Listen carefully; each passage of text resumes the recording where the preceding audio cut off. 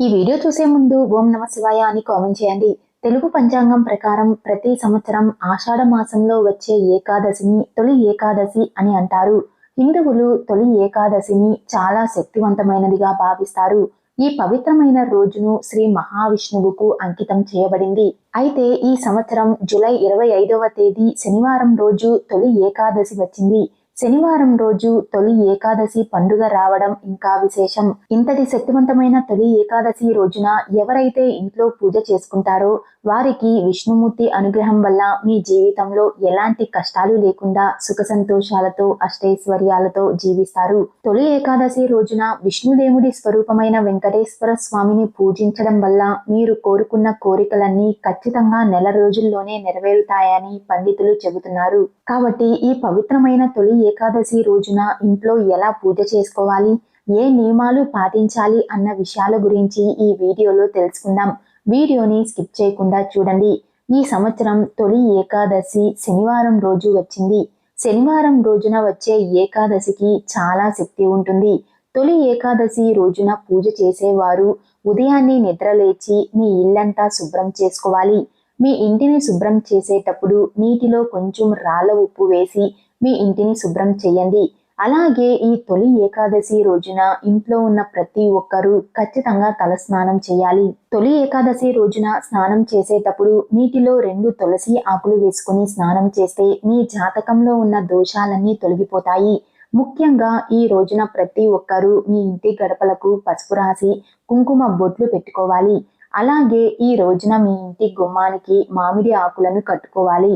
ఈ తొలి ఏకాదశి రోజున మీ ఇంట్లోకి ముక్కోటి దేవతలు అడుగు పెట్టాలంటే మీ ఇంటి ముందు పసుపు నీళ్లు చల్లండి. ఇలా చేయడం వల్ల మీ ఇంట్లోకి ఖచ్చితంగా దేవతలు సంతోషంగా అడుగు పెడతారు. ఈ తొలి ఏకాదశి రోజున ఇంట్లో పూజ చేసేటప్పుడు మీ పూజ గదిలో ఉన్న దేవుడి పటాలను శుభ్రంగా తుడిచి గంధం రాసి కుంకుమ బొట్లు పెట్టుకోవాలి. సాధారణంగా ప్రతి ఒక్కరూ దేవుడి పటాలకు పసుపు రాసి కుంకుమ బొట్లు పెడతారు. కానీ ఈ తొలి ఏకాదశి రోజున మాత్రం దేవుడి పటాలకు గంధం మాత్రమే రాయాలి. ఇంట్లో పూజ ప్రారంభించే ముందు వెంకటేశ్వర స్వామి పటాన్ని ఎర్రటి పుష్పాలతో నిండుగా అలంకరించుకోవాలి. తరువాత వెంకటేశ్వర స్వామి పటం ముందు కొన్ని తులసి ఆకులను పెట్టి దీపారాధన చేయండి. ముఖ్యంగా ఈ రోజున పూజ చేసేవారు బియ్యం పిండిలో కొంచెం పాలు పోసి ముద్దలాగా చేసి చిన్న ప్రమిదను తయారు చేసుకోవాలి.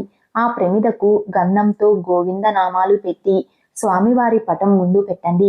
ఈ పిండి ప్రమిదలో ఆవు నెయ్యిని పోసి 5 వత్తులతో దీపారాధన చేస్తే మీకు అఖండ రాజయోగం వరిస్తుంది.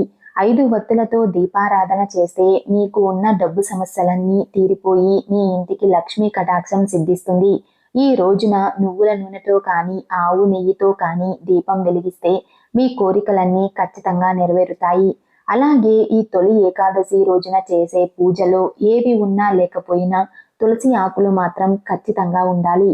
ఈ తొలి ఏకాదశి రోజున వెంకటేశ్వర స్వామి పటం ముందు కొన్ని తులసి ఆకులు పెడితే విష్ణుమూర్తి చాలా సంతోషిస్తాడు. ఇక పూజలో నైవేద్యంగా పానకాన్ని నివేదించండి లేదా చిన్న బెల్లం ముక్కను సమర్పించినా సరే ఆ విష్ణుదేవుడు పులకరించిపోతాడు. తొలి ఏకాదశి రోజున ఇంట్లో ఉన్న ఆడపిల్లలు కాళ్లకు పసుపు రాసుకోవాలి. అలాగే ఇంట్లో ఉన్న ప్రతి ఒక్కరూ కుంకుమ బొట్టు పెట్టుకోవాలి. తొలి ఏకాదశి రోజున ఇలా చేస్తే మీ ఇంటిపై లక్ష్మీదేవి అనుగ్రహం ఉంటుంది. మరీ ముఖ్యంగా ఈ తొలి ఏకాదశి రోజున మీ ఇంట్లో పూజ చేసి కొబ్బరికాయను కొడితే మీ ఇంటికి ఎంతో మంచి జరుగుతుంది అని పండితులు చెబుతున్నారు. ఆ విష్ణుదేవుడి అనుగ్రహం వల్ల మీ ఇల్లంతా డబ్బుతో నిండిపోవాలంటే ఈ తొలి ఏకాదశి రోజున ఇంట్లో పూజ చేసేటప్పుడు ఒక కొబ్బరికాయను తీసుకొని ఆ కొబ్బరికాయ పైన పసుపుతో స్వస్తి గుర్తు వేసి ఆ కొబ్బరికాయను మీ పూజ గదిలో ఉంచి పూజ చేసుకోవాలి. పూజ పూర్తయిన తరువాత ఆ కొబ్బరికాయను దేవుడికి నివేదించండి. పవిత్రమైన తొలి ఏకాదశి రోజున ఎవరైతే ఇలా చేస్తారో ఆ ఇంటికి తిన్నా తరగని ఐశ్వర్యం లభిస్తుంది.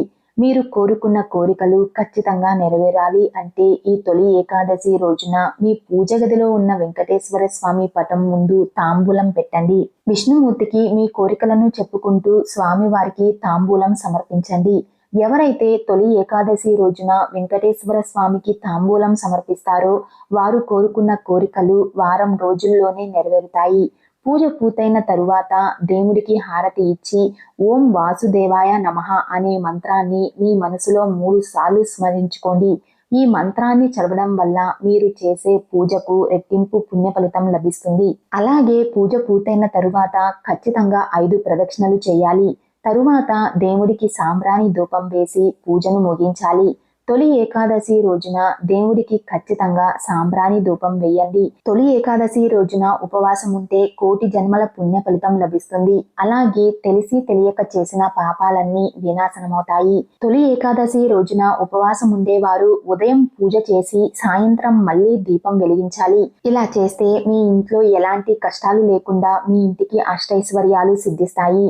మీ జీవితంలో ఉన్న కష్టాలు, కుటుంబ కలహాలు, వ్యాపారంలో కష్టాలు, ఆరోగ్య సమస్యలు, ఇలా ఏ సమస్య ఉన్నా సరే ఈ తొలి ఏకాదశి రోజున మీ ఇంట్లో పూజ చేయడం వల్ల ఆ వెంకన్న స్వామి అనుగ్రహం వల్ల మీ సమస్యలన్నీ వెంటనే తొలగిపోతాయి. ఈ తొలి ఏకాదశి రోజున ఇంట్లో పూజ చేసేవారు మధ్యాహ్నం సమయంలో నిద్రపోకూడదు.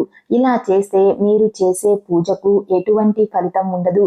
అలాగే ఈ రోజున పూజ చేసేవారు ఉల్లిపాయ, వెల్లుల్లి, మొక్కజొన్న, కందిపప్పు, చిక్కుడుకాయ వంటి ఆహార పదార్థాలను తినకూడదు. పురాణాల ప్రకారం మురాసురుడు అనే రాక్షసుడు బ్రహ్మదేవుడు ఇచ్చిన వరంతో దేవుళ్లను ఇబ్బంది పెడుతూ ఉండేవాడు. ఈ రాక్షసుడిని సంహరించడానికి విష్ణుమూర్తి చాలా కాలం పోరాటం చేసి అలసిపోయిన తరువాత ఓ గుహలో విశ్రాంతి తీసుకుంటాడు. ఆ సమయంలో విష్ణుమూర్తి శరీరం నుండి ఒక మహిళ ఆవిర్భవించి ఆ రాక్షసుడిని సంహరించింది. దీనికి సంతోషించిన విష్ణుదేవుడు ఆ మహిళకు ఏం వరం కావాలో కోరుకోమన్నాడు. అప్పుడు ఆ మహిళ నేను ఎప్పటికీ విష్ణు ప్రియగా పూజలు అందుకోవాలని కోరుకుంటున్నాను అని చెప్పింది. అప్పటి నుంచి ఈ తొలి ఏకాదశి ప్రాచుర్యంలోకి వచ్చింది. పురాణాల ప్రకారం ఈ పవిత్రమైన సమయంలో శ్రీ మహావిష్ణువు యోగ నిద్రలోకి వెళ్తాడు. ఈ రోజు నుండి 4 నెలల పాటు శ్రీ మహావిష్ణువు క్షీరసాగరంలో నిద్రిస్తాడు. కాబట్టి ఈ సమయంలో ఎలాంటి శుభకార్యాలు చేయకూడదు అని పండితులు చెబుతున్నారు. ఈ వీడియో మీకు నచ్చినట్లయితే లైక్ చేసి షేర్ చేయండి. ఇలాంటి మరిన్ని అప్డేట్స్ కోసం మా ఛానల్ని సబ్స్క్రైబ్ చేసుకోండి.